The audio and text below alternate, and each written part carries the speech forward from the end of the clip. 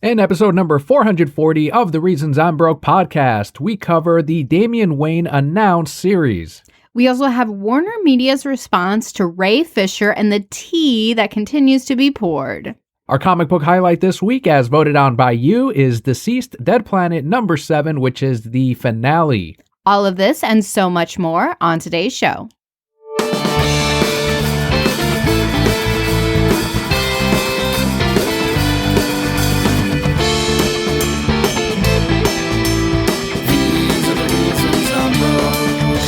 Hello and welcome to your award-winning The Reasons I'm Broke podcast, bringing you the reasons we're broke every single week, ranging from comics, movies, TV, video games, and more. I am myth trainer Daniel. A myth trainer? You're training people to believe in myths? We are this, or you could also dispel the myth. Oh, okay. With after everything that happened with the Snyder Cut, I think we're all pretty much myth trainers. We can call out the BS pretty well. Well, I am your Hufflepuff Emperor Kelli. For those of you new to the podcast, the way we format the show is first we go through some news. We head into our Patreon shoutouts, which are our thank yous to those of you who make the show possible. Go into our comic book highlight, which was voted on by you. And we end it with the Brocat block, which is what's been happening with Kelli and I this week.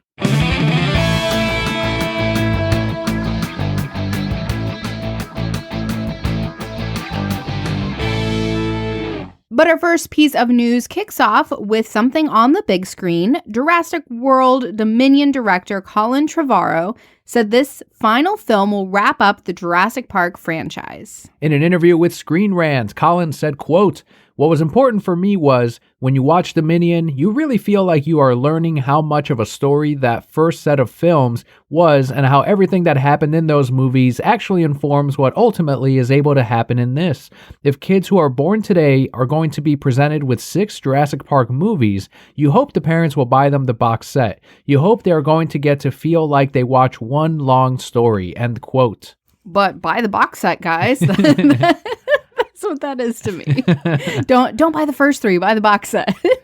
I think with him bringing back the classic characters like Jeff Goldblum from the very first film, I think that's what he means by this is kind of a bookend to that franchise, to the trilogy. Now, the article here saying that this is the end of Jurassic Park, I'm like, bullshit. No, it's not. And maybe we're not going to get more in this current continuity of it, but you bet your ass there's going to be a fucking reboot at some point. And if this one makes a lot of money, there should be 18 more reboots as long as people keep paying to go and see them. I really enjoyed the first 3. I'm pretty sure that I liked... What was it? It was World, and then what was the one, or was there one before World? I think it was Jurassic World. The last one was, I think it was just Jurassic World 2, or it wasn't good. We only saw it the one time. Right.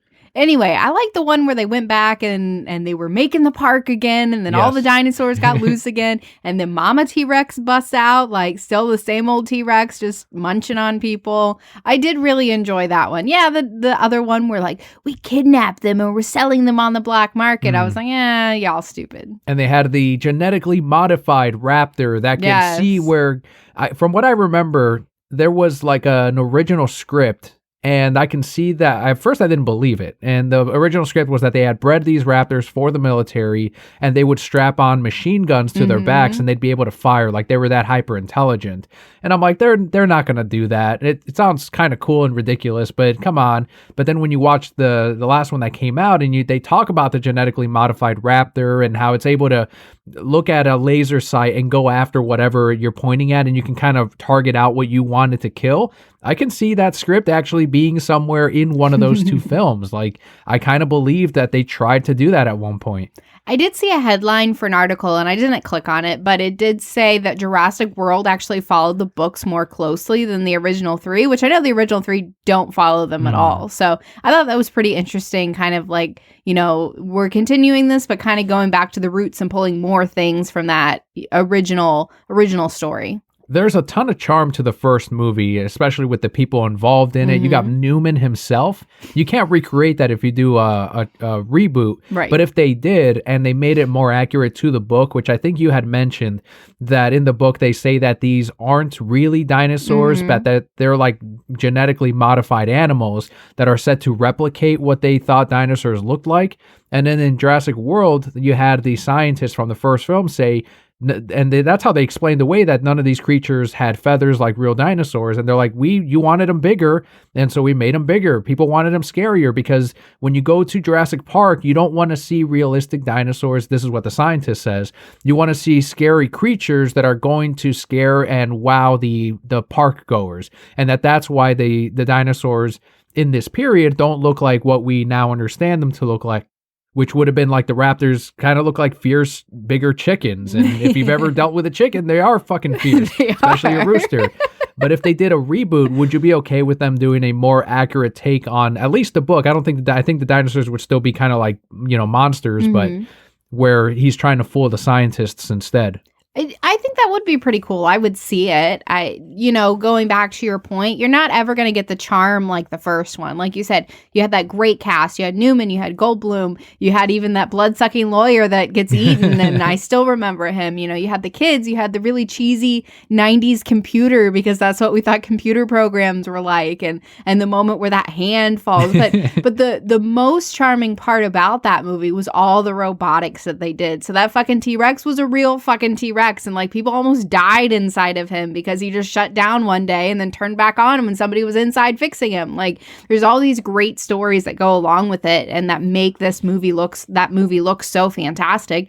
And if you reboot it again, I know it's all going to be, CGI and green screen and all these different things. And you're not going to get that. It's going to be starring Tom Holland and Robert Downey Jr. Oh my God, stop. The same fucking cast they always use. Insanity. But I think it'll be a while before we get anything like that. I think I'd like to see instead, I don't know how this one's going to end or if they're going to put an end to all the dinosaurs or whatever, but if they go into like a far future where we are living, maybe a Planet of the Apes-ish, you really don't know how to take this franchise. But if you go far in the future where we are literally coexisting with these dinosaurs that are running around like a part of our real world, that might be a fascinating take. But other than that, I think a reboot is the only thing you can do at this point.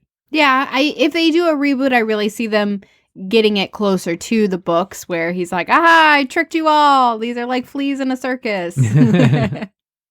If I remember correctly, that was Universal that did Jurassic Park films, and they were the ones that were saying that they're not going to release Jurassic Park if the theaters were closed or if they were doing the dual streaming thing. I think things have changed since, and especially with the arrival of HBO Max. This is the Reasons I'm Broke podcast, and we are heavy now, especially on HBO Max, with all of the great things that are showing up on it. But according to Bloomberg, after all of the different issues with the studios and with AT&T, a new plan at Warner Brothers and HBO Max is to give all talent whose movies are opening on HBO Max and theaters an upfront fee. So this is an attempt at smoothing over, some of those ruffled feathers on teams that were tied into ticket sales. Were they ruffled dinosaur feathers? That's one way to transition. I was trying to transition out of the dinosaur thing, but I guess we're back in it. We're back in it. Back in Jurassic Park. Jurassic World, thank you. Jurassic Universe. So we do have a quote here from Bloomberg, quote, "Here's how it will work. According to the people familiar with the situation, when movies come out this year, anyone entitled to a bonus will receive one at half the box office revenue that would normally be needed to trigger a payout." So what that essentially means is less of, they get it faster. A lower ceiling, yeah. Right. And if more theaters close down, the threshold will fall further, a stipulation called the COVID-19 multiplier. Those who would normally participate in profits from box office receipts will continue to do so, as well as benefit from on-demand and online sales. HBO Max will pay Warner Brothers a fee for its 31-day window, and the money from that will be shared not just with profit participants, but cast and crew, end quote. So that was, once again, the Bloomberg article straight from them. And from what at last I heard, the legendary, they were planning on suing AT&T and HBO Max over the Godzilla versus King Kong thing, and now they have since supposedly dropped the suit or not moved forward with it because this COVID multiplier and the lower ceiling that will trigger these payouts are pretty much guaranteed at this point, and I think they'd be pretty happy with the upfront fee, the lower payout for the bonuses, and that's really the way you do it with these older contracts that are in place. I think it's smart. We talked about it a few weeks ago, and I'm pretty sure I'd mentioned that we'll find a way around this, and I think this is it. And I think more studios and more streaming services will jump on board with this and continue. And as contracts continue, you're going to see that box office bonus going away ultimately, because I think they've seen a lot of success. I've heard people saying, like, I love that I could just pull up this movie on my streaming service and I didn't have to take the risk to go to the theaters or the time, or it was really convenient, and I'm still subscribed to this great streaming service. So I still think that this is the way of the future, the way things are going. I'm glad they found a workaround that seems to make a lot of people happy. Someone that was not happy at the way that WarnerMedia was handling the Ray Fisher situation was Ray Fisher himself. In reaction to the Wrap's article on his role in The Flash being written out, Ray tweeted out the following. Quote, I strongly suggest that the Wrap amend this article immediately. While I appreciate the reporter's undying desire to do Warner Brother Pictures and Walter Hamada's bidding, it is factually inaccurate. I did not publicly step down from anything. If WP Pictures has made the decision to remove me from The Flash rather than address in any way Walter Hamada tampering with the Justice League investigation, that's on them. The idea of removing the role rather than recasting it is only being used to try to avoid public backlash, end quote. I think the key portion to his quote here was that he said that he was not going to work on anything that Hamada was a part of. He did not say that he was giving up the Cyborg role. He did say on Twitter in a way that if that meant giving up the Cyborg role, then so be it, because accountability is greater than entertainment. But he did not say, I will never play Cyborg ever again. And we had talked about this a few weeks back of, if he plays Cyborg again under an HBO Max production, which is not under Hamada, then that is very easily done and feasible, and it can happen. But when The Flash is a Hamada production and they have a role written for him, he's like, no, I won't be a part of that movie because it is a Hamada film until WarnerMedia and AT&T decide to address this whole situation. And if they don't want to, great, I won't be in the Flash film. But there's other things that he can easily be in. And the Wrap was very quick to say, well, he's done with Cyborg. And that's when everyone's like, okay, well then recast him, who cares, or whatever. And it's like, no, he's not done with Cyborg. He's done with the Flashpoint Cyborg, which is what we're all pretty much planning on boycotting unless they address the Hamada situation. Ray has just, and I applaud him for it, has been so tenacious in this. And I love that he's continuing to call out these articles that are saying, factual inaccuracies and saying, no, this is the truth behind it. Like, the people need to understand the truth. It's not for these reasons that you're saying, because you're being paid off or doing, like he said, their bidding is for these reasons. And I think that's fantastic. And I hope that more rally behind that and continue to do that as well, because like we've mentioned before, this is just kind of the tip of the iceberg. We don't know what else is going on behind the scenes. And hopefully these actors and crew can continue to get justice for their situation and see the end of this and say, yes, absolutely, I can follow that same path and get a similar outcome. On his Twitter as well, he has since released a portion of a call that he had with the investigators that were looking into the situation. And he said, to any doubters, you listen to this and hear this. And it was him having that phone call and them saying, we appreciate the honesty and we understand that this is, you're absolutely coming forward with everything that you have, and we're going to keep working on this. And it's literally the investigators not doubting at all what Ray has said, the evidence he's provided them with. Mm-hmm. So they're on his side as well. And to still suggest that this is all for, I don't know, attention or payout, I don't know what it is, or a lot of people are saying, well, he's just whining. And it's like, no one knows the full situation. We don't know what he's presented them with. And that just goes to show that there's obviously a heavy agenda against any of these actors, any of these productions, from the public at large and from the studio itself, Warner Brothers, WarnerMedia. And thankfully he does have the fan base and the people that are going to look out for him and the people that worked on the production that are going to come forward and support Ray Fisher. And if not, all of us are. We're talking about boycotting Flash if they don't do anything about it. And some people are saying, well, it's not the director's fault, or how come we're not going to... It's like, this is how things get done. This is exactly... Anytime he spoke out about it, that's when WarnerMedia started moving their feet a little bit more. So if boycotting a film is going to bring justice, then so be it. Hurting someone's box office is worth a cause that is going to bring people that need to be held accountable to proper justice. They need to be accounted for. I love how people are like, he's just whining. He's just ruining his career to whine about it. That's all he's doing. The other big name in this, and the one that they want to hang on to especially, is Geoff Johns, and we do have a little update on that. According to Variety, 3 sources are confirming that WarnerMedia is remaining in business with Geoff Johns. The Variety article says, quote, Johns continues to work as the creator and showrunner for the CW series Stargirl, part of executive producer Greg Berlanti's expansive suite of shows based on DC Comics properties, end quote. WarnerMedia did reiterate that, quote, we have full confidence in its thoroughness and integrity, and remedial action has been taken. The investigation has concluded, and it's time to move on, end quote. At that point, Ray says, no, it's not concluded. We're not finished here. And as much as they want to try to say, no, we did our thing, everything's done, it's really not. And I think over the last couple of days, there was this big silence in mid-January where they weren't promoting the Snyder Cut. AT&T, WarnerMedia, the accounts, they were not pushing it. And previously in December, Zack said that once 2021 hits, the promotions are going to be activated for Zack Snyder's Justice League. That's when AT&T is going to focus on, okay, we're moving on from Wonder Woman 1984. We pushed that. Now the new year, we're going to focus on the next project, which is Zack Snyder's Justice League.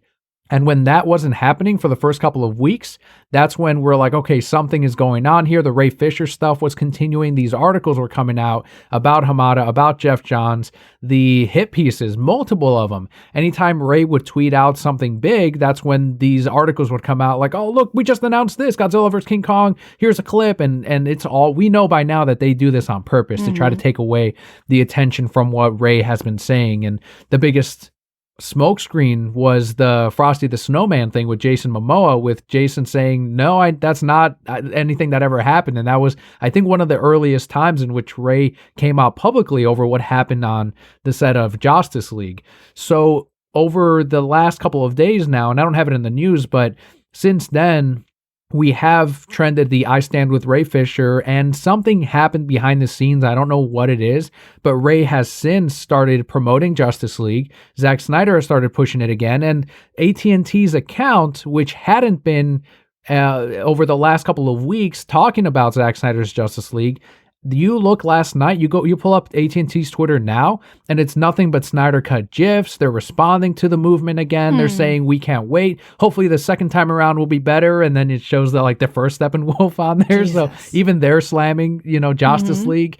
And it's like something definitely changed. Something happened where all of a sudden everyone is okay again, pushing and promoting Zack Snyder's Justice League. And I think that's a huge positive.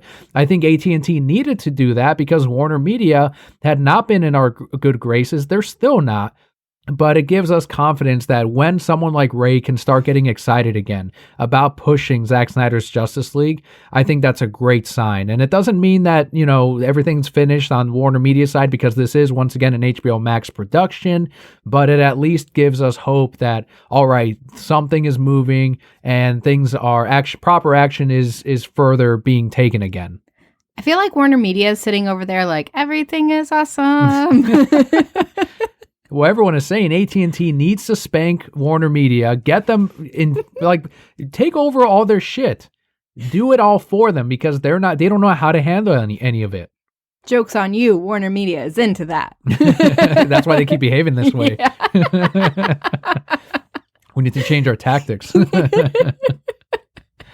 you think it's great that we're getting AT&T interacting with us again, and everyone kind of smiling and being like, all right, this is good, we're getting excited again? Everything is yes, no, I do. I am excited. I am happy that we're at this point that they're pushing it again. It's just really frustrating because I feel like, we're on again, off again with this stuff, and it's great that we're pushing it now, but I'm kind of hesitant and saying, okay, well, when are we going to be off again, right? When is there going to be, I would rather y'all just solve your issues and move forward and do it in a timely manner instead of saying, well, this week, are they going to pull back a little bit? Or are they going to keep pushing forward?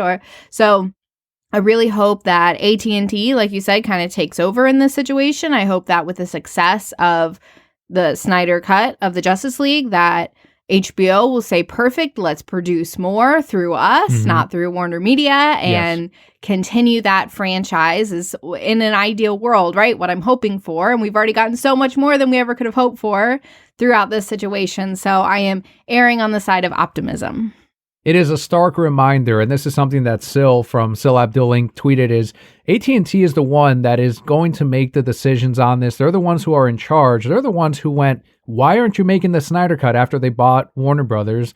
And WarnerMedia didn't want to do it, and they said, no, we're going to do it. There's money to be made here. You can't make me. Like, AT&T does not care about fucking egos. They don't give a shit about any of that. They're saying, there's money on the table here. Why aren't we making it? Get it done. Here you go. And they will do it again if and when we make Zack Snyder's Justice League a success. They will say, all right, there's a future here. Well, what do you want to do, Zack? How much do you need to film 2 and 3 back to back and conclude the 5-film arc?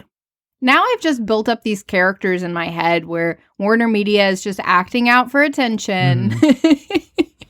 Last bit here on the Snyder Cut. There was a lot that happened over these last couple of weeks, but Zack Snyder confirmed on Vero that the cut will be releasing as 1 4-hour film instead of the previously DC Fandom announced 4-part series. This will make it the longest comic book film, topping Snyder's very own Watchmen Ultimate Cut. So he just had to one-up himself. That's another thing that I know he seemed very confident about at DC Fandom, and I don't know if that was like a compromise thing also. And I'm still on the side of, if they wanted to release it, yes, I want to see it all at once, but if they release it as a 4-part miniseries, great. I will watch it in any form possible, because after they release the 4 parts, we could then, pick up the Blu-ray or the 4K and watch it in all 4. And he had previously said that you'd be able to see it in both forms. And I don't know if he meant like on HBO Max, you can see, the option of all 4, or if they would just seamlessly blend it together. I'm not sure, but I think that would have been a fine route to retain subscribers. You release it mid-month or at the end of March, and then the rest in April, then you have 2 months of payouts from subscribers. But I don't know if they looked at the data and said, well, as long as we get people on subscription, statistically, they're not going to cancel right away. And I don't know what it was, but it looks like we're just going to get it all at once. That's exciting. We're going to have to take a day off of work, find somebody to watch Leo, get a lot of snacks, and sit down and get to enjoy it. I don't know that I feel strongly one way or the other with how they released it. I'm just glad that we're getting it ultimately at the end of the day. I personally think it was probably Zack's vision, of course, to have it in one long go. So maybe that was something he continued to push for. And it's like, come on, guys, like, what's the point of 4 episodes? Just do it. Right. Just do it all. When they end up releasing this in theaters or IMAX, any MCU sheep that go to hate watch this, and there are people that are going to go and hate watch it, it's like, great, fine. They better wear their diapers, though, because they were complaining about Endgame. Apparently, that movie's like 3 hours long, and they were talking about how they're like, I'm not going to drink anything for the whole day, and I need to just make sure that I don't go to the bathroom, and I'm not going to drink anything. And it's like, you're an adult. You can't not pee for 3 hours? 4 hours is an impossible task for them. Instead of their diapers, they should have just brought their potty seats. They could just sit right there. Yeah, they still have their potty seats, right? Of course, they still need that potty seat. It's something else they got to remember, too, is this is going to be an R-rated film, most likely. It's a film for adults. It's not going to be like the MCU movies at all. It's not a movie for kids and families. Well, no, but they want to be able to stand outside the theater and be like, it's not good. Yeah, right. It's not, you're going to go, it's not good. No, I watched it terrible. It's like, you didn't even watch the whole thing. You had to go potty 30 minutes in. Well, that's the whole thing. We already know that they're going to torpedo this film, and there's reviewers that have their review written, and that's fine, because as Zack has said, and as we all know, it's not a movie for them. It's a movie for the fans, and it's a movie for the crew that worked very hard on this, and it is a movie for Zack as well, Zack and his family. When this releases, are we going to have a whole episode just talking about it? I think we're going to have to, and I think it's going to, this is what I was talking to you off mic about, is I want to try to have bonus episodes when the time comes, or leading up to it, where we could either, you and I do bonus episodes, or I have someone else on that we can discuss this further. And I think it is going to be one of those things where, especially since we've talked about it for the last 3 years, of we need to really dive into it, celebrate it, whatever it is, because this is a huge thing. It really is historical when you look at the history of film and how many movies are unseen. Well, we are coming down to the countdown. March is 2 months away, right? Maybe 3, 2. I don't even know when it is. Sometime in January right now. And this week, we do also have some comic book news. This is maybe a part of that smokescreen that they tried to release to take away some attention. But either way, we win because we're DC Comics fans. Batman and Scooby-Doo are going to be teaming up again in a new series titled Batman and Scooby-Doo Mysteries on April 13th. We have a description here by DC, which reads, quote, "In the kickoff story by Ivan Cohen and Dario Brizuela, an adventure when Batman discovers his original purple gloves have gone missing, Velma, Shaggy, and Scooby-Doo travel back in time to Batman's Year One era to solve the case. Will this time-traveling heist have a happy ending?" End quote. This is going to be one of their digital firsts in March with the print version following in April. I'm excited for this. I'm glad we're getting more Batman and Scooby-Doo team-ups. It had been, I think, 1 or 2 years since we'd gotten the Scooby-Doo team-up comic books, and I know Batman was a part of it, but now it's all Batman. So Scooby-Doo, Shaggy, they're going to be the new Robins, at least for the time being. Anyone that works with Batman is officially a Robin. So I'm on this series. I'm absolutely going to read these. I'm super excited for these two, and I think more so because I feel like Leo's getting at the age where this is something that he would probably enjoy as well. Maybe when they come out with the trade paperback, you can flip through it with him because he loves Scooby-Doo. He's learning to love Batman. We're getting there for sure. And yeah, it just sounds like a really great mashup that the two of you can enjoy together. And it is not the only Batman thing that has been announced. Bring on more comic Batmans. I will buy them all. DC has announced a new miniseries that takes an older Batman to Europe in April. Titled Batman the Dark Knight, the 6-issue series from writer Tom Taylor, who wrote DCeased, and artist Andy Kubert from All-Star Batman, will center on a new villain named Equilibrium and will introduce new members of Batman's supporting cast. Is Batman just going on vacation to Europe? Finding some ladies? Old man Batman, sure. He's always finding ladies. There's a young and old Batman. And young and old ladies. So yeah, that's true. Very true. Him. He does not care. And furry ones like in Justice League Unlimited. Not even Unlimited. It was just Justice League with Cheetah. Yeah, with Cheetah. Mm-hmm. That's right. Oh, that was a great episode. Would have been Catwoman too in that Tiger episode when she got furried up. I don't think Batman would have cared. I think he still would have been all right with this. Because he loves Selena. Catwoman, yeah. That's right, because he loves Catwoman. He loves Talia. He loves a lot of women. No, he doesn't. He loves Catwoman. He doesn't love a lot of women. He loves Andrew Belmont. We know that. He loved past tense. No more. Not anymore. He never loved Talia. Don't even pretend. Are we reading The Dark Knight from Tom Taylor, 6-issue mini? What's he doing in Europe? I need more information before I can commit. I guess we're going to find out. Is he like Picard in that one episode where he goes on vacation and then a mystery happens and he's got to go solve it? Because in which case, yes. Batman doesn't take vacations. He's never on vacation. One of the things that made me a little nervous here is, at least they're announcing it ahead of time, that there's new villains and new members of Batman's supporting cast.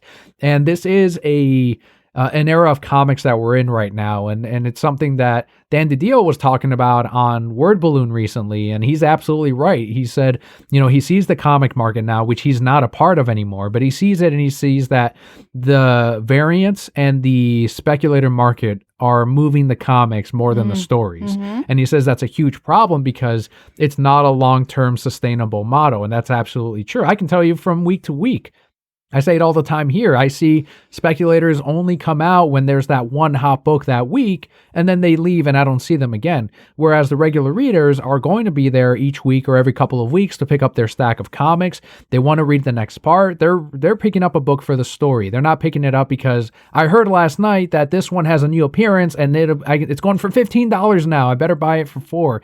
Those are not the market that I aim at either. I don't go out of my way for those people because I know they're eBay flippers. And some people argue, well, everyone's a customer, and it's like it's not, but it's not equally. It's just, they're not going to be there for you in 2 months unless there's a hot book that week, and that's the problem. And I'm absolutely on Dan DiDio's side here because that is the market we're in. Unfortunately, it's a little bit different on the independent market. The speculators are buying up Image number ones or Aftershock number ones, but we win in that aspect because they're returnable, so we order high on it, and we can return whatever we don't sell, they sell more copies. The speculators buy up more copies. There's more copies out in the market. So in the end, it's actually not even worth that much anyway. So everyone wins. I think everyone wins in that case. But that's the problem here. And I can tell that by the way that Marvel and DC are soliciting their comics of, look, there's new villains here, that they know that that's what's going to sell and move the comics today. And it's unfortunate. The best of this situation right now is that they're at least telling us there's going to be a new character in this issue. You better order up. Great, fine, so be it. But until then, I do want the story to serve the sales rather than, fancy covers or new characters. Well, while from the initial announcement, I may not be excited about Batman in Europe, I am pretty excited about this next character, who's one of my favorites. Damian Wayne will be the latest getting his own ongoing series in DC's Infinite Frontier launch. The new series by writer Joshua Williamson, who did Rebirth The Flash, and artist Gleb Melkinov from Wonder Woman, launches on Wednesday, April 28th, and will star Batman's son Damian Wayne in his brand new Darker Duds, and this is all according to Newsarama. Did they use the word Darker Duds? They used the words Darker Duds. So the DC description reads, quote, "Now that Damian Wayne has severed his ties with both Batman and the Teen Titans, he'll be emerging from under their shadows to forge his own path," end quote. Like most Robins, I guess. Like most Robins. I'm not part of Batman anymore. I'm not part of the Teen Titans either. I'm not a fan of when they do that, but I did like that Peter J was the one who got to give him that send-off in Detective Comics, where Batman offered him his Robin symbol back, like basically telling him, like, be my Robin again. I'm here as a father. And that's when Damian kind of tells him, like, no, I can't work under you anymore, and he rejects the suit and goes on to do his own thing. And Batman has gone through this before. Probably hurts more that because it's his son, but they each have to kind of do their own growing. But I'm at least glad that Peter J was the one who got to put an end to that, because his run on the two characters over those last couple of years was incredible.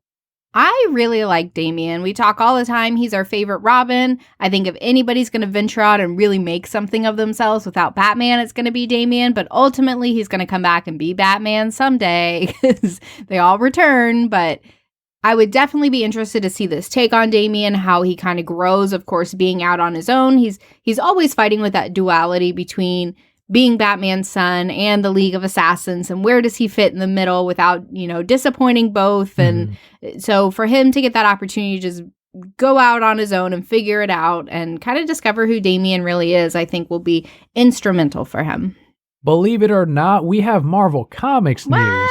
Yes, we do. What podcast is this? Marvel is bringing back the What If formula with Spider-Man Spider's Shadow number 1 of 4 in April. I actually found this to be an interesting take on a what if scenario. So Spider-Man Spider Shadow asked the question, what if Spider-Man became Venom? With that being answered by former Spider-Man writer Chip Zdarsky and artist Pasquale Ferry, with colors by Matthew Hollingsworth. I want to see that what if. And yeah, it's been done before already. Right. They've actually explored that, but I'm like, sure, tell it again. Like, it's a fun part in Spider-Man and Peter's history.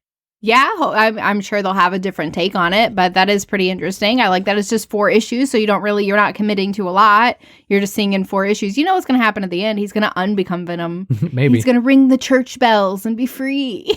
Or it'll be one of the Tales of the Dark Multiverse type of things where it's like a bad ending, and it's like, all right, he's pushed away Aunt May and Mary Jane and all of them. So I don't know. We'll see. I know in the movie, at least, it's pretty similar, I think, in the comics, or at least in the animated series too, where it's kind of an allegory for drugs or addiction, any type of addiction. So that's when he's like, this makes me feel great and powerful, but it's also destroying his life.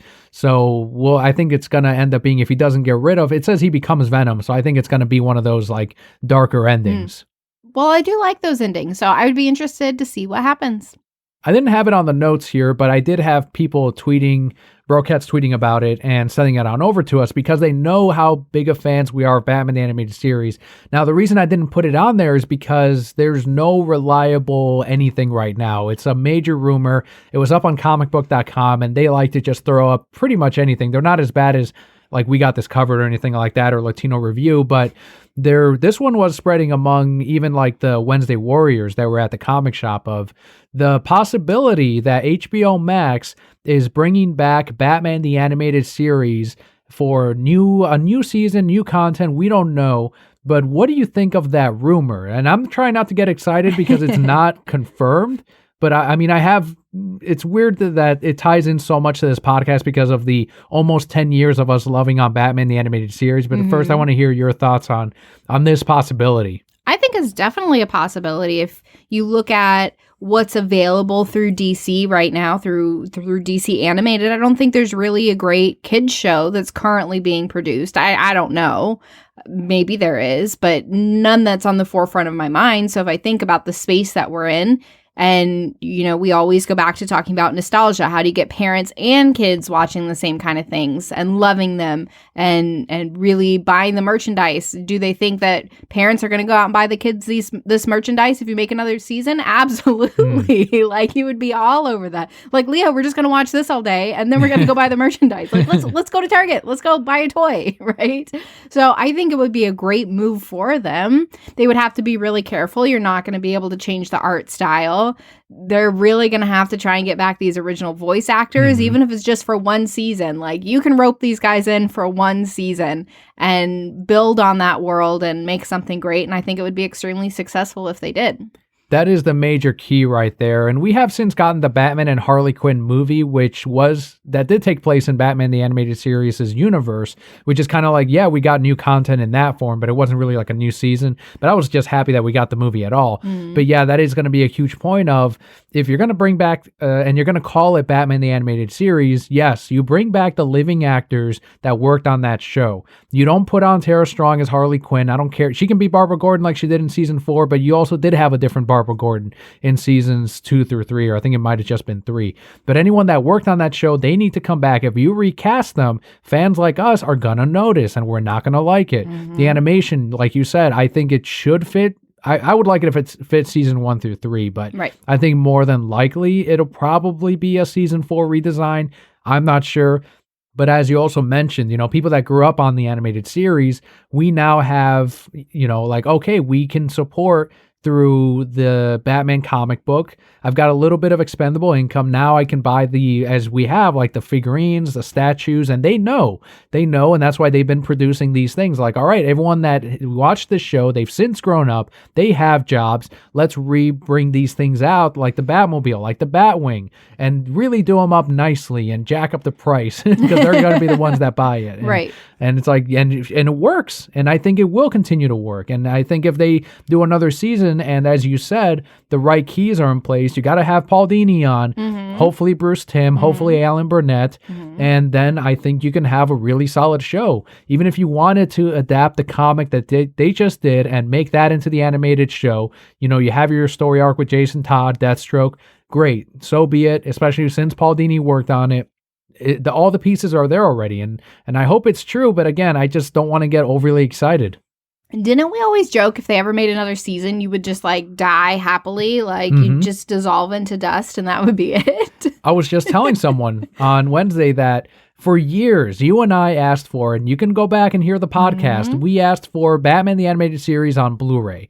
And that was like a campaign, and we're like, we really want to see that, and it needs to happen, and they fucking did it. And when they did, they then announced the comic book, and you kept asking, what would be the thing? And I'm like, I know we're not going to get it, and it's too much to ask for. We would have to pay a heavy price in the world if this ever happened, but a new season of Batman the Animated Series. And now that it might actually happen, and if it's done like we were saying with the original voice cast and writers, there's literally nothing else I can ever ask for again. Literally nothing.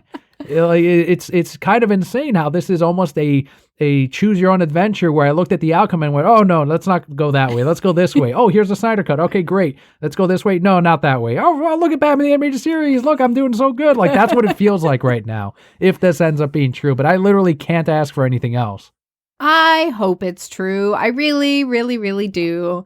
Like I said, I think they're looking at these numbers, they're looking at the audience that they have now, they're seeing the success of other nostalgic shows that are coming back for kids, and you mentioned that we have all this disposable income. A lot of people our age have children too. And then those kids are now at that age where they're getting interested in these kind of shows. And so in my mind, from a marketing perspective, it makes a lot of sense to just go this route and make another season. And the technology is so different now. It's really not going to cost. You're going to pay the voice actors more. Like Hamill's going to be fucking expensive, but it's not going to be quite as much of a toll as it was where they're drawing on black paper with colored pencil. I don't know. I don't know what they did with the last one. Let's hope they do. I don't know. We'll see what they end up doing. But again, will it be a deal breaker for you, Papa Kelly? They bring back Paul Dini, Alan Burnett. You've got Kevin Conroy. You have Mark Hamill. He'd have to come back as the Joker. But then they recast and put in Tara Strong as Harley Quinn. Would that take you completely out? I couldn't do Tara Strong. They could do, and I never pronounce her name, but she did the voice in the Harley Quinn show. Kyoko was the last name. Is it Kelly Kyoko or something like that? No, I thought it was the lady who plays in Flight Attendant. Yeah, Kaylee. I think that's her name. Kaylee Kyoko. Yeah.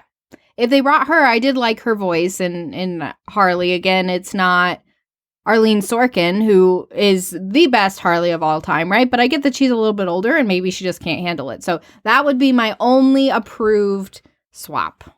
But if they got Andrea, no. Andrea Romano. Yes, if they got her to voice cast, then I don't think she would pick Tara Strong. So whoever she picked. I love that in also Word Balloon. They did a little Justice League reunion last year where they reread a part of the script where Batman says, "You're doing what?" And they're all turning themselves in. And Batman says, "I don't have to do anything." And they had all of the voice actors redo it, and Andrea was directing them. And at first they were like, "Oh, this is fun." It's like we're at a convention because they've done this before too, where someone just gives them comic books to read and voices the characters. And they're like, "Yeah," and they're reading it, and Andrea's going, "No, do it again." And then they're like, oh, okay. And they're like, all right, this is serious. And she's like, okay, can you do it again, but without the pause? She was literally like, if we're going to do this and I'm directing, you're going to do this like we're fucking filming this thing. Right. And some of them had to redo their lines a few times. And if they messed up halfway through and continued their line, like I said, even if there was a pause, she would make them redo it without the pause, different inflection. And it was fascinating seeing her direct because she would be like, that was great, but let's do it this way now. And it's like, she's a fucking pro. And of course she is. She's one of the greatest voice acting directors of all time. You know, you who else are going to put above Andrea at this point? And yeah, you would need her as well to come back for the animated series. So good. We have all the pieces in place. Just make it happen. I feel like somebody who controls these things listens to our show. Isn't that feel weird too? Yeah. Yeah, that's absolutely true. Hello, whoever you are. We are grateful. Would you like to come on the show? But that is it. We had 2 weeks worth of news this week. A lot of great stuff, a lot of positivity, and I'm really happy about that. And especially with the Brocat Core, here's our Patreon shout-outs of the week.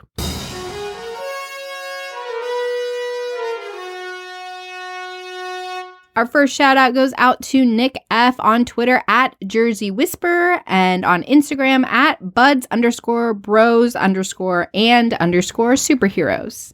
They recently reviewed on the podcast Buds, Bros, and Superheroes Man of Steel. Ooh. That was on one of their latest episodes. They put out the poll on Twitter. Guess who retweeted it? You. And all of the the people voted. Yes. Let's just say that. The people voted. It doesn't matter who retweeted it. Just the fact that it did. Look, it came out with the correct results. I'm like, this is accurate. Man of Steel, just like a landslide. So check out that Man of Steel review. You hear Nick gush over that the movie, and rightfully so. Does he gush over Henry Cavill like my dad does? Not quite, no. Not in the way your dad does. Our next shout out goes out to Julian W on Twitter at Kage023 and at Lazy Gaming Guys. I knew this would be one you related to. He tweeted a link to the Monkey Watch Rhythm Heaven minigame with, quote, "This lives rent-free in my brain," end quote. Such a good minigame. It's one of my favorites. Does it live which minigame lives in your head? Ooh, the very first one on the DS, the dun dun dun dun dun. With the rolling blocks? Yes. That one is my favorite of all of them. Really, that first DS game is probably the one that I played the most. I did enjoy the one on the Wii, but it was a little more difficult for me to control and not quite as accessible because the DS used to like live in my purse and I'd be anywhere and I'd open it up. But there's so many. I love the the Space Invaders, the dun dun dun dun dun dun dun dun. That one's great. The one with the Nazi birds is pretty good. They were Nazi birds. The one with the military birds was pretty cool. You did call them that because they kind of did the hail. Yeah, at the end they're like, but yeah, that rolling blocks one is definitely. The robot one where you had to fill them up is whatever it was called. The space one was called Shoot 'em Up because it like intros into it and then the music goes shoot 'em up. It doesn't really say shoot 'em up, but that's what it sounds like. Anyway, most of the karate chopping kid. Listen, so many great ones. She's clearly a Rhythm Heaven fan. I love Rhythm Heaven. I play it with like my eyes closed because then I really get into the rhythm. Even that one in the DS game where you had to like go backwards.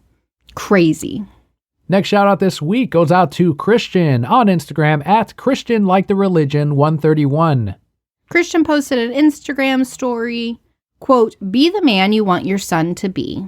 End quote. And that's absolutely true. I think that's one of the things that I as a son or a man, I look to.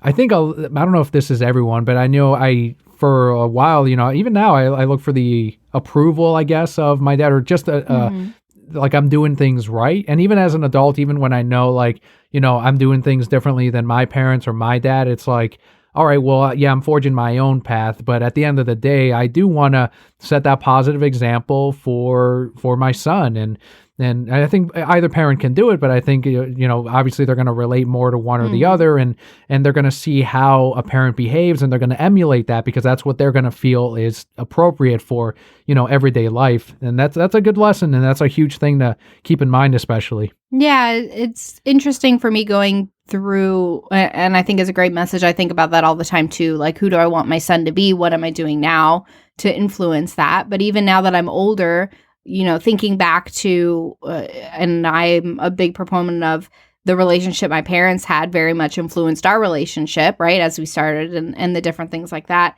and how I thought they were when I was a kid. I look at them now and I'm like, oh, is that how your relationship really was? But it was things that, again, they wanted to put that best foot forward. So I went through my whole life thinking, oh, they have this great relationship. And then now I'm like, oh, you guys like fight just as much as everybody else. You start to notice, the things that as an adult, like all those signs, and you wouldn't pick up as a kid. Yeah, right. Absolutely. So yeah, I think about that and I just laugh sometimes. Like my parents fight all the time. And I'm like, you guys never did this when I was younger, but I probably just didn't notice. Mm-hmm. Final shout out this week goes out to Renee on Twitter at Yugi's Pokemon. Renee has been streaming straight Shadow Legends on twitch.com/Yugi's Pokemon. Spelled PKMN, Pokemon. Pokemon. A lot of awesome streamers on here, like Renee, like the Lazy Gaming guys, so make sure to follow them all. And especially if you're on our Discord, you get an alert on when they go live, and you can jump right into their Twitch or YouTube streams. So huge thanks once again to Renee, Christian, Julian W., and Nick F. for your support this month. If you would like your shout out every single month for as little as $1 a month, that's just 25 cents an episode, you can help support the show and get your shout out. We will stalk your social media and let everybody know what you're doing. We put out this podcast every week, and I hope that someone out there finds some value in it. And if you do, we definitely appreciate the donations through Patreon. But something else that also helps is telling a friend. Word of mouth is how podcasts really grow. Like, yeah, tweets and posts are great, but word of mouth is what people trust the most. So if you have that person in your life that you think might enjoy the Reasons I'm Broke podcast, send them a link or tell them about it, and that absolutely helps us out. Take their mobile device. Just download it. It's fine. Subscribe. Do it for them. They'll thank you later. But with that out of the way, let's head into what you voted on for our comic book highlight of the week. We actually have 2 comic book highlights this week. One voted on you and one voted on by me because I am the Palpa. But the first comic as voted on by you is DCeased, Dead Planet, number 7 of 7. This is written by Tom Taylor with art by Trevor Harshine, and the colorist is Rain Barredo. I know you had been asking for a finale to DCeased, and just as a warning or a heads up, this is going to be, both of these reviews are going to be spoil-filled. So if you haven't read these issues, we are going to go into the plot and into what happened and how we enjoyed it. But what'd you think of this, what I felt was kind of a rushed ending to Dead Planet, to the world of DCeased? Yeah, I definitely agree that it was rushed. It was very much, and then this happens, and then this happens, and then these things are happening over here, and then there's this. And we're in the mind of the narrator the whole time and kind of reading their words. But again, it was very, and on the other side of the world and over here on this side. And yes, it just felt rushed and kind of like, oh, well, this is just an easy way to take care of it. Mm-hmm. Yeah, it was almost like maybe they thought of continuing with yet another series after this, and they might still, but it was like, all right, well, we got to cure everyone. So here's the solution. And I think the best part of the book was when Constantine was going up against Trigon with all of his different magical abilities, and he's got all of these tools to legitimately put up a fight against Trigon. And I thought that was really cool. It showed off that he wasn't a man of, he's still selfish, but he's not that same person that we saw at the beginning of, I'm just at this bar, I don't care if the world burns, I'm going to take care of myself. And that has changed since the end. And I think a huge part of that was Zatanna, but also his friends and the world that he saw burn around him. I did like Constantine in this. I will throw that out there. And I did like to see Jonathan and Damian as Superman and Batman, taking on their father's mantles and going forward and trying to do all these things, which was pretty cool. But yeah, I think at the end of the day, I probably would have liked a bad ending to this. Like, okay, we stopped Trigon, but we can't cure the world. Sorry. Like, we're just going to keep fighting for years. Is the best that we can do. I feel like that's how the, not Unkillables, but the previous series ended, where they found the Eden with Poison Ivy's help. But in this one, they're like, all right, no, we need to do something about the world, and they end up doing it. And I guess that's fine. It's really the only way you can do it. I thought it was weird that it's an anti-life equation disease, but they were able to inject them with a cure. Right. So I don't know. I don't know how that kind of works out, but whatever. It's comic book logic. I don't need, it's not going to make or break the book for me.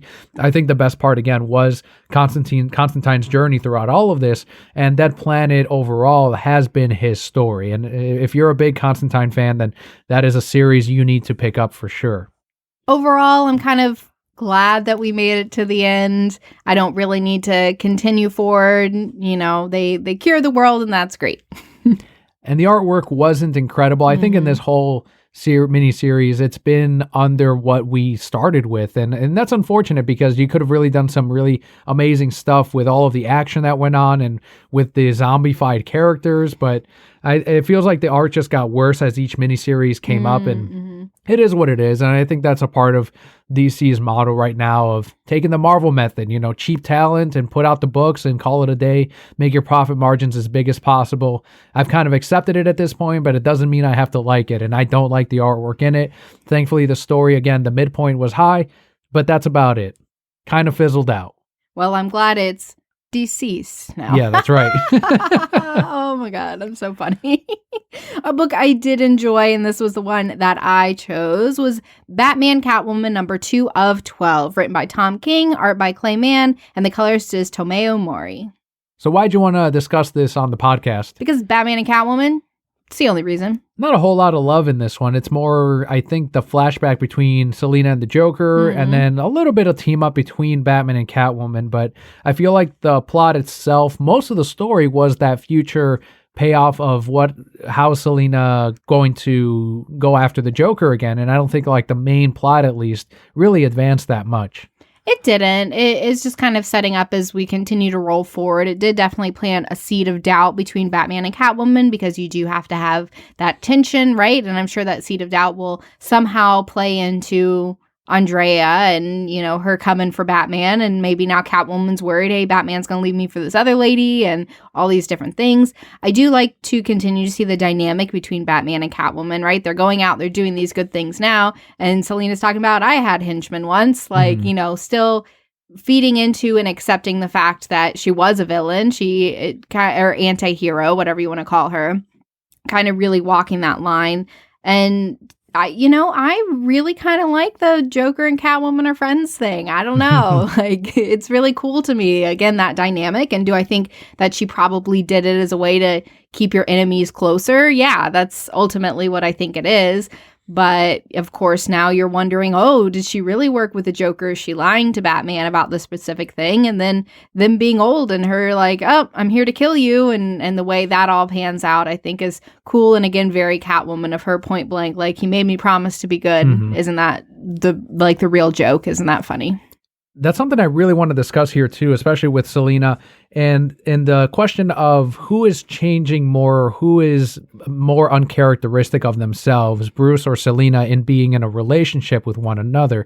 And I think Bruce, as we've discussed, he wouldn't be in this relationship unless he can still do Batman, if he can still take care of Gotham, because that's his number one thing right now. It's not, being happy, and we know that. That's no question at all. He gave that up, as we saw in Mask of the Phantasm. Mm-hmm. His last chance at being happy was with Andrea, and when that didn't work out, he knew that his life had to be Batman. It had to be living out what he went through so that it could never happen to someone else again. And in this case, I think he's able to still operate as Batman, and Selina's there to kind of help and tag along with the ride as a partner, not as a Robin, but as a legit partner, like almost on the level of Alfred, which he doesn't have at the moment. But Selina, she's no longer doing her own thing. She's with Bruce. She's not. So I think she's the one who's changed the most out of this relationship. And I was going to ask if it's more against her nature and if she's struggling with it. And I think she is up until the very end. You brought up the Joker. He made me promise not to do this. And now that he's no longer here, she's kind of reverting back to who she truly is. And I think we saw that in that future timeline.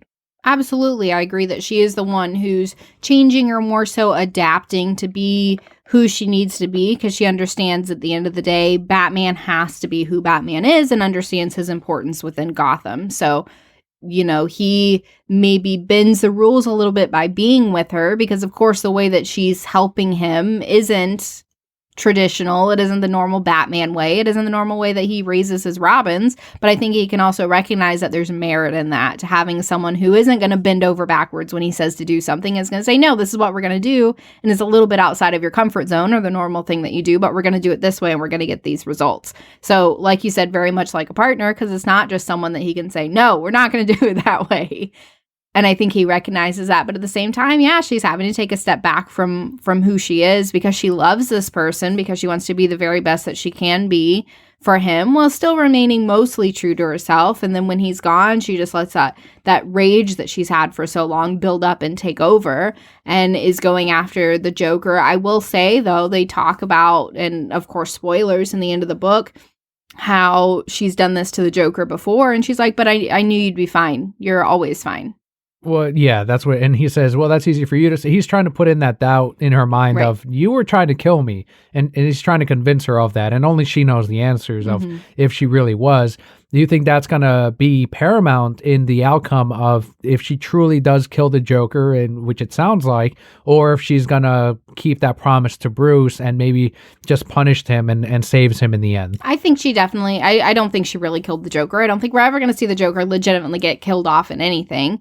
But I think over the 12 issues, we're going to have all this doubt built up of, was Selina really right for Bruce? Did they really mesh together? We're starting off the series with this, well, she's going against Bruce and went and killed the Joker. And I think we're going to find out at the end, like, no, Joker's still alive at the end. Selina realized she couldn't really do that because of who she became because of Bruce.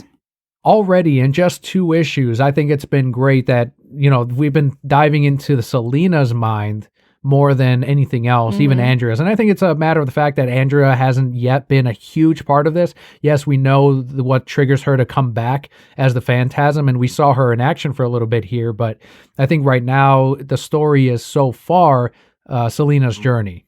And I am living for it. That's right. So huge thanks, everyone, for voting in on DCeased Planet every Wednesday. We do put up a poll on Twitter, and we ask what you'd like to hear reviewed or covered on the podcast the following week. So we've got that one, DCeased Planet, and we hope you also enjoyed the bonus one for Batman Catwoman number 2. But that wraps up the bulk of our podcast. Now we can move into our Broke Cat block. This is what happened with Daniel and I this week.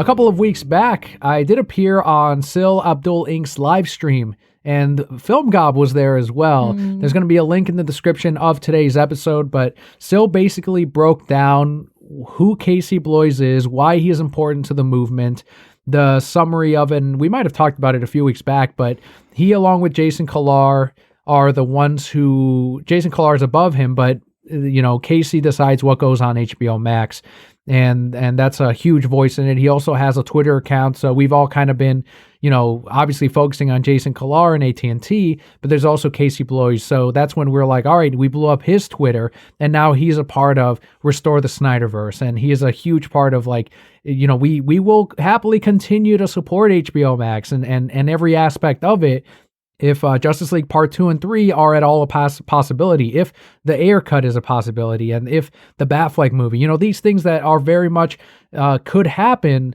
until Zack tells us, no, I'm not going to ever do that, please stop, which he hasn't, then that's when we'll continue to fight for the Snyderverse. And Casey Bloys was a huge part of it. Once again, check out that live stream. It was awesome. And I hope to have Syl on the Reasons I'm Broke podcast. Same with Film Gob. Hopefully someday I'll have to reach out and ask him. I know Syl and I briefly talked about it, but I did enjoy doing the live stream, and I hope you check it out. I'm so thankful that you got that opportunity. I know you were so excited. And yes, hopefully they will come and appear on our show as well. That's my ask. I'm asking for it too. Papa doesn't ask. Oh, Papa tells. It's more of a demand. Y'all gonna be on the show. You had your own dreams come true, aside from the animated series. I did.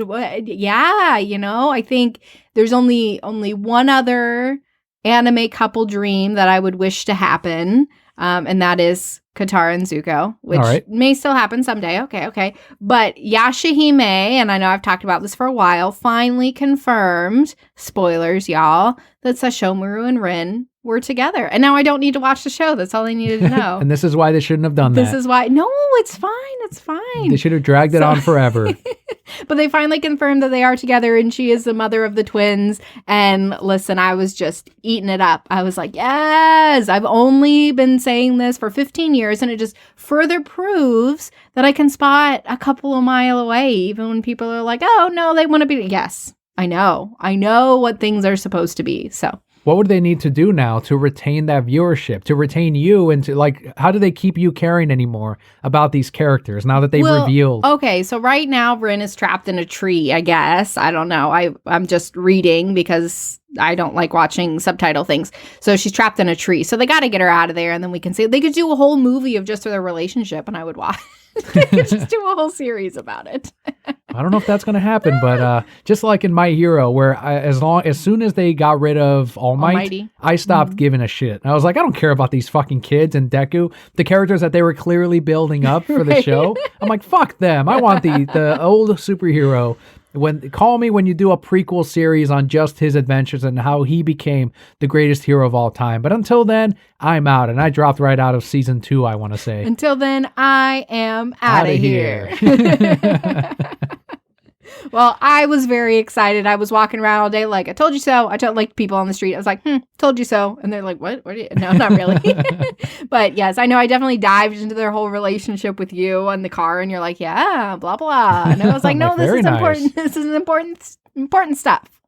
Another thing that was very important, and this was in our personal life especially, is Leo's first day of school. Yes, our little man, all grown up. So it's a little different than normal school. They're half days, so he only goes for 2.5 hours, and it's mostly focused around speech. So sweet little adorable Leo tries his best to talk, and I don't think there's a single word that he says 100% correctly. So car title, kind of. Well, but it's not even an L at the end. He goes, ooh, it's car title.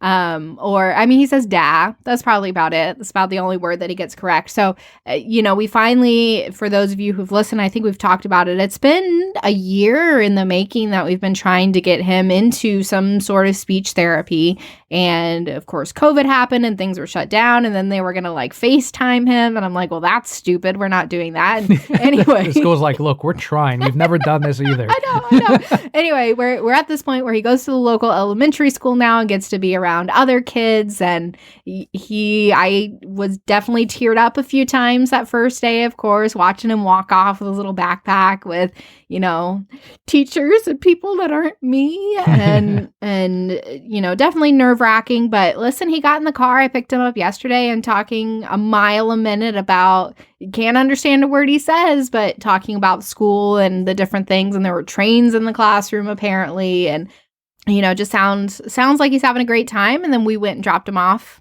today, and a little nervous, but again, jumped out of the car and said bye, and off he went. I know it feels like it's all happening so quick, and some people even online were like, wow, already? But it is like, he is going to school earlier than I did. I don't know about you. I didn't do any pre-K. For me, it was kindergarten, and then, the rest is history. But he is going earlier because of that speech therapy. But it is in a school setting, which definitely helps. And it's not as many hours, but it is still like, no, this is kind of it. Like, now you start school, and I don't think it's going to end from this point. Yeah, and he definitely, I think I started at 4 and I was homeschooled for that pre-K. I went to the neighbor's house. But at the same time, I think you and I are different where we went to, we had different childcare. It wasn't just family for either of us. And right. He's never had that. And I'm so grateful that we have family that loves him and watches him and is able to support us in that way. And for me, that's the most comforting. But this is the opportunity for him to be around other children, to get that social interaction. He's only been around adults for his entire life, really, except for when we go to baby gym. And even then, he's mostly interacting with us. So it's really pre-K, yes, very early, but it's essentially the same thing as if he went to childcare. It's just, like you said, in a school setting, he's learning routines, and now he realizes he's got to get up and get moving in the morning and eat breakfast. And I woke him up this morning, I'm like, it's time to go to school, and he's like, I'm cold, and he just wanted to lay in bed, and I'm like, no, we got to go, and he's like, no, and he cried the whole time while I was getting him out of bed. So he's gonna get into that habit. As much as it hurts my heart that my baby is growing up, I know that this is very good for him and that he craves that social interaction with other children. So it's all a part of it. It's all going to help. I know. And as one of my friends said, now you and I are going to get sick for the next 3 years or so. Yeah, all the time. Well, I was telling you, though, the good thing is we're all wearing masks now. So I suppose so, yeah. So hopefully that helps a little bit. It'll keep some kids from sticking their fingers in their mouth and then touching the toy, and then another kid touching that same toy. And it'll prevent a little bit of that, I'm assuming. I don't know. I've never worked in that shit. But that does wrap up the show for today. Is there anything else you wanted to cover before we finish up? Not really. I hope you all enjoyed our special episode last week while Daniel and I took some time away and celebrated our anniversary, which was really special, and just kind of disconnected for a little while. All right, so there you have it, everyone. Huge thanks once again for tuning in, for being there each week. But if this was your first episode, we hope you found something today that you enjoyed, and that'll make you return for next week. So otherwise, I've been Myth Trainer Daniel. And I am Hufflepuff Emperor Palpa Kelli. And Brocat Core. All will be well.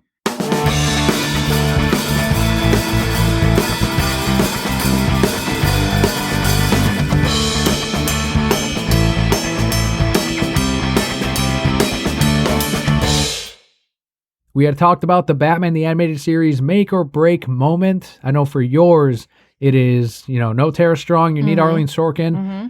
I want the return of David Warner as Ra's al Ghul. I think he's retired by now, but that is perfect. Like you need a Ra's al Ghul. You can record from home. You can do your voice sessions at home. You can record this season. Man, I want David Warner to come back as Ra's al Ghul one more time. And I've talked about it on the show before. We at the shop played. It all started with TMNT 2, Secret of the Ooze, and now it's become us pretending that it's literally Ra's al Ghul. We played the Star Trek Next Generation episode, the two-parter that he shows up in. Do you remember the episode of There Are Four Lights that Picard is being tortured in, and that's the end of the episode? He is the Cardassian that is torturing Picard, and it's just David Warner. It's just future Ra's al Ghul, and I want that in the new season. You gotta have a Ra's episode. He's just Ra's in space. Ra's in space.